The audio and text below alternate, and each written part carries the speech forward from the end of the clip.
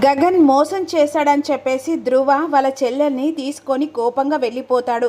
ధ్రువ వాళ్ళ చెల్లెల్ని తారని తీసుకెళ్ళిన తర్వాత ఇక తార ఈ విధంగా గొడవ పడుతూ ఉంటుంది ధ్రువతో. అతనికి పెళ్ళైనా మంచిదే, ఎలాగైనా సరే వాళ్ళ భార్యకు విడాకులు ఇచ్చి లేకుంటే డబ్బన్న ఇచ్చి ఇక చేసుకున్న అమ్మాయిని వదిలిపెట్టమని చెప్పు. నేను మాత్రం గగన్నే పెళ్లి చేసుకుంటానన్నయ్య. నువ్వు ఎన్ని సంబంధాలు చూసినా సరే నేను మాత్రం గగన్ని ప్రేమించాను. ఆ రోజు గుళ్ళో చూసినప్పుడే అతన్ని ఇష్టపడ్డాను. ఏంటి పిచ్చి పట్టిందా తారా? వాణ్ణి పెళ్లి చేసుకోవడం ఏంటి? ఆల్రెడీ పెళ్ళైన వాడు, అలాంటి వాణ్ణి పెళ్లి చేసుకోవడం ఏంటి? చెప్పాను కదా వాళ్ళ చెల్లిని పెళ్లి చేసుకోవాలంటే ఫస్ట్ నా చెల్లిని పెళ్లి చేసుకోవాలని చెప్పాను కదా. కానీ అది దాచిపెట్టి ఇప్పుడు నిజం తన భార్య కాల్ చేసి చెప్పిన తర్వాత ఇప్పుడు పెళ్ళి ఎలా చేసుకుంటా అంటాను? అంటే ఇప్పుడు గగన్ ఇచ్చి నాకు పెళ్లి చేయవా ఏంటి తారా? అసలు ఏం మాట్లాడుతున్నావు కనీసం అర్థమవుతుందా? నీ ఇష్టాన్ని నీకు కాదనట్లేదు, అలా అని చెప్పేసి పెళ్ళైన వాడిని పెళ్లి చేసుకోవడం ఏంటి? అన్నయ్య ఇదే నీకు ఆఖరి టైం, ఆఖరి మాట కూడా. గగన్ లేకపోతే నేను బ్రతకలేను, చచ్చిపోతాను. గగనే నా ప్రాణం అనుకున్నా, ఈ జన్మకి గగనే నా భర్త అనుకున్నా.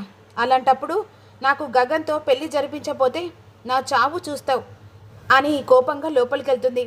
అక్కడున్న పని మనిషి, ఏంది బాబు ఇట్టా మాట్లాడుతున్నావు? తారమ్మ మీద ఎప్పుడు కోపంగా మాట్లాడలేదు. తారమ్మ ఏది కోరితే అది తీసుకొచ్చావు. కానీ ఇప్పుడేంది బాబు అట్టా మాట్లాడితే? తారమ్మ ఏదైనా చేసుకుంటుందేమో. అయినా కోపం ఎన్ని రోజులు రత్నం, కాసేపట్లో కదా, తనకి నేను నచ్చ చెప్తానులే అనే విధంగా ధ్రువ అంటాడు. ఇక మరోవైపు తన చెల్లెలకి ఎలాగైనా ధ్రువనిచ్చి పెళ్లి చేయాలని చెప్పేసి విధంగా అనుకుంటాడు కదా గగన్. ఆ టైంకు గగన్కి వార్నింగ్ ఇస్తుంది ఇక పూరి. ఎందుకంటే ఈ జన్మకి ధ్రువే నా భర్త, నువ్వు ఏం చేస్తావో నాకు తెలియదనే, కాకపోతే ధ్రువ లేకపోతే నేను చచ్చిపోతానన్నట్టుగా చెప్తుంది. ఇక మరోవైపు తారా తన మనసులో గగన్ ఈ జన్మకి రాడు, తనకు పెళ్ళయింది కదా అనే ఆలోచనలో ఉండిపోతుంది. వెంటనే పక్కన విషం ఉంటుంది, ఆ విషం బాటలు తీసుకొని తాగేస్తుంది. ఇక కోపం పోయిందేమో తన చెల్లికి అని చెప్పేసి లోపలికి వెళ్ళేసరికి బెడ్ మీద పడి ఉంటుంది. ఒక్కసారిగా ధ్రువ షాక్లో ఉండిపోతాడు. తారా తారా అని చెప్పేసి పిలుస్తుండగా పని మనిషి రత్నం లోపలికి వస్తుంది. ఏమైంది బాబు? తార విషం తాగింది అనేసరికి వెంటనే పద బాబు హాస్పిటల్కి వెళ్దాం అని చెప్పేసి వెంటనే తారని తీసుకొని ధ్రువ హాస్పిటల్కి వెళ్తాడు. ఈలోపు టైంకు తారని తీసుకొచ్చారు కాబట్టి ఇక మొత్తం అదంతా కక్క ఇస్తారు. ఇక వాంతింగ్ అంతా తీసుకుంటుంది, బయట విషం అంతా పడుతుంది. ఈలోపు కాస్త స్పృహలోకి వస్తుంది. పిచ్చిగానే పట్టిందా? ఏం చేశావు అనే విధంగా ధ్రువ కోపంగా తారని అడుగుతుండగా, చెప్పాను కదన్నయ్య, నాకు దక్కని వస్తువా ఏదైనా సరే అది వేరే వాళ్ళకి దక్కితే నేను భరించలేను, సహించలేను. ఇప్పుడు నాకు కావలసిన ఆ గగన్ ఎట్టి పరిస్థితిలో ఇక తన మెడలో తాళి కట్టిన అమ్మాయి నువ్వేం చేస్తావో తెలియదు, కానీ విడాకులు ఇప్పించి నాకు గగన్తో పెళ్లి జరిపించాలి.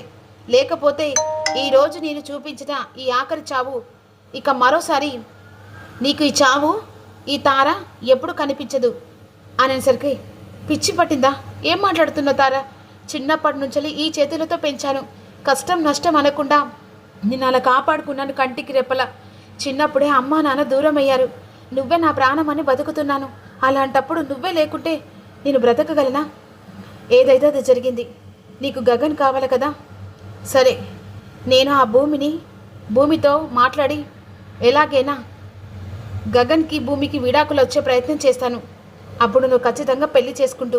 నిజం అన్నయ్య, మాట ఇచ్చావు కదా, చెప్తున్నాను కదా, నా చెల్లి కోసం నేను ఎన్ని మెట్లు దిగడానికైనా సరే, ఆఖరికి ఆ భూమి కాళ్ళు పట్టుకొనైనా సరే గగన్ ఇచ్చి నీకు పెళ్లి చేస్తాను.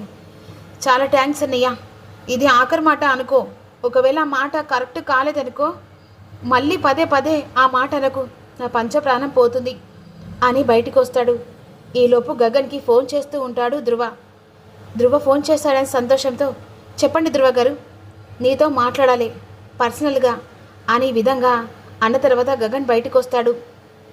చెప్పండి, మీ చెల్లిని పెళ్లి చేసుకోవడం నాకు ఇష్టమే, కాకపోతే చిన్న కండిషన్ అని చెప్పేసి అన్నాను కదా, నా చెల్లిని నువ్వు పెళ్లి చేసుకోవాలి. ఆల్రెడీ నాకు పెళ్ళైన విషయం మీకు తెలుసు కదా, ఆ పెళ్లి గురించే మాట్లాడడానికి. ఈరోజు మీరు లేకపోతే నా చెల్లి చచ్చిపోతానని విషం తాగింది, ఇప్పుడు హాస్పిటల్ ఉంది. ఏమంటున్నావు ధ్రువ గారు? అవును, నువ్వు ఏం చేస్తావో నాకు తెలియదు. మీ భార్యకు విడాకులు ఇస్తావో లేకపోతే ఏం చేస్తావో నాకు తెలియదు.